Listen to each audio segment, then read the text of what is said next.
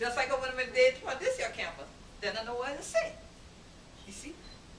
But now, when we start to speak in a language that someone can interpret, we start to build a bridge between us so that all of us then can begin to know what the other one is speaking, right?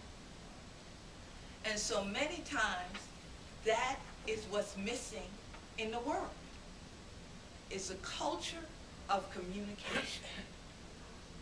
And so, in my world, in the Gullah Geechee Nation, many times, people don't come in and talk with us or to us. They just look at us. And then they go away and they talk about us. But they don't know us. And I'm sure you all understand what I'm saying. So, one of the things that I noticed today was the culture of communication at the campus. That reminded me so much of me going to the United Nations. Because there were so many different ways that we actually connect by bridges of communication. So at one table, people were signing. At another table, people were talking. At another table, they were on cell phones. And at another table, they were talking and they were signing. And so when people come to the Gullah Geechee Nation, many times they don't hear our language. But we'll go up to each other and go,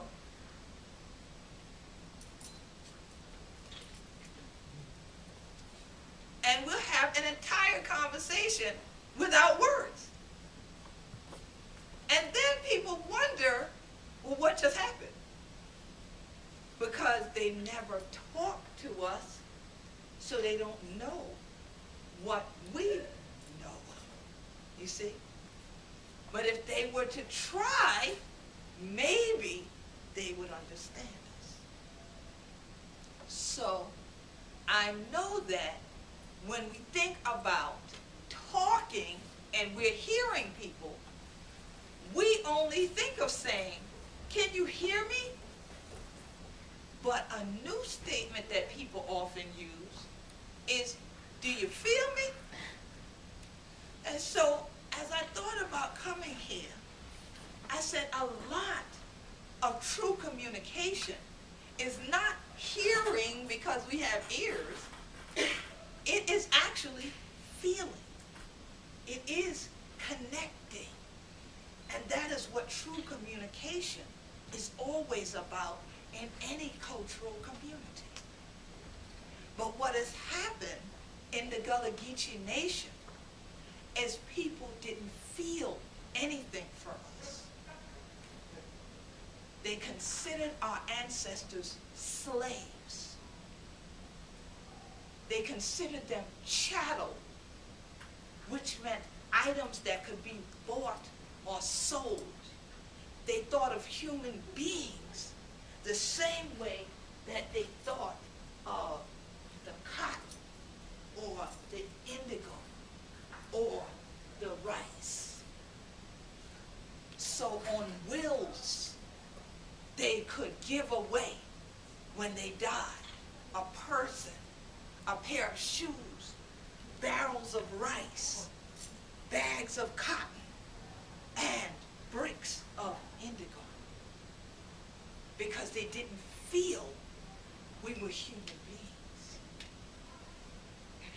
And yet, the same individuals that they didn't feel anything for created a language of their own, which is Gullah. Now, the language Gullah ended up giving birth to a pidgin or dialect which is also a bridge between us and English speakers in the world. And it's called Geechee. So many times, people who don't speak Gullah might understand us if we speak Geechee. But we understand every word in Gullah or Geechee. But there are some of my people who cannot speak either one because they were beaten and told that if they were to speak that way, they would never get anywhere in life. They were actually told they were ignorant or backward because they spoke a different language. So people would often act as if intelligence has something to do with the language that you use, when it doesn't. And from what I've been told, again, you know what I'm saying, right? Yes. So instead of doing my favorite proverb, which says wisdom is the principal thing. So get wisdom, and in all thy getting, get understanding. People instead will come in and just look at you and then make their own judgment and walk away. So they never build a bridge to connect or to communicate. I'm a computer scientist, and so I know that we have to use links, which are bridges, electronic bridges, to communicate. When we use the internet, we're talking about electronic bridges connecting people around the world. And if that breaks down, people panic. They act like they'll die if they can't read their email, right? Even you do, right? Everyone. So you want to keep those types of bridges up, and you want to keep them strong so that your network stays connected and your communication continues to go on. But what happened in my community was that bridges were built to the sea islands, where my people had been on the islands from 1670 until the 1930s and 40s without the bridges. So everyone on the island could crack a teeth like this and thing like that. They could have thrown down a gullah anytime people want and thing like that. And they could have get on each other and everybody would all stand on them. So we could speak in our own language, we would hear it, and we would all know what the other ones were saying. But when the bridges came, it brought people who didn't understand our culture of communication. They didn't understand the gestures and the looks and the... Okay? So they started to say, don't do that. Stop it. Throw it away. And so many of our people did that. They stopped talking. They threw away their cultural ways. And they started to try to fit in to the mainstream. But when I think of the mainstream, I think of the rivers that run through and around the Gullah Geechee Nation and the Atlantic Ocean that our islands sit in. And I think of drowning and how you could drown out real sounds of communication, real methods of communication, and the pillars to the bridge that connects us as people, which is not a physical bridge, but one that is a feeling for each other. And so it's interesting to be in a world like yours, for me, Because where I live, people talk a lot. And I hear them talk. So here, I see you talk. And so it's interesting to me because as I thought about these statements, can you hear me? Do you feel me? I said, isn't that interesting? Because when you laugh, I hear you. When you cry, I feel you. When you talk, I see you. And when you see someone, you should not only see with these two eyes, just like you shouldn't only hear with ears, but you should see here as well. And when you actually get to the point of seeing here, then we can get to know each other. And so that is the thing that's brought me to your cultural community. And I'm learning more about your culture of communication. Because I feel like every society has its own.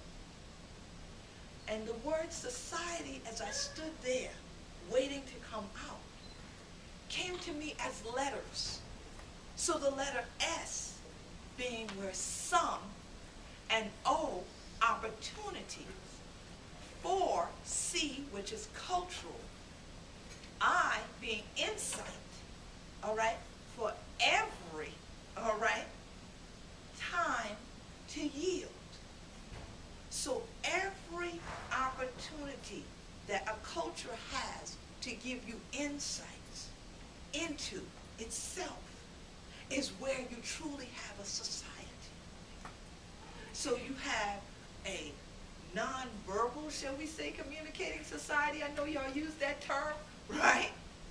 Wherein I still think you're verbal because all of these mean a word. So to me, words are verbal. So you're still a society that has words, just that we see your words instead of hear your words. But yet, when we laugh, we can hear it, we can see it, we can feel it. And when we cry, it's the same thing. And everyone communicates in those ways when we're first born. And so it gives me an opportunity to know that the Almighty sent me here to birth a new bridge between your society and the Gullah Geechee Nation. We don't have a lot of people that I know of in the Gullah Geechee Nation that are deaf or hearing impaired. There are very few. And the few that I know of are elderly people. They're the elders in the community that they could hear when they were younger, but as they get in their 90s, they may need assistance. And it's very interesting to deal with them because they don't want you to tell them they need assistance now. They want you to feel what they're saying, know what they're saying, and hear what they're saying, because they still can talk very loudly. And if you seem like you don't understand, they still can beat you if they want to. So we don't want to get to that point. So we listen, and then we go ahead and act. And one of the things that happens when you know true communication exists with people is that they begin to act on what you said. And so what your words mean to them is what causes them to act. And that's why I say you all still have verbal communication. Because all day I've eavesdropped. How do you do eavesdrop in sign? Knows it? Okay. Same thing in our way. Nosy, right? So I've been eavesdropping on conversations as I could see because I was really trying to know how you communicate. So I'm learning by being nosy. Okay, I eavesdrop. But now, one of the things that I did was I picked this up as I got here yesterday because I wanted to know more about what goes on inside here. Because what we might see from the outside might not really be what goes on the inside. Because everyone communicates after they see something other than the society of the blind. And they have their own way of seeing by touch. So again, we're back to, can you feel me?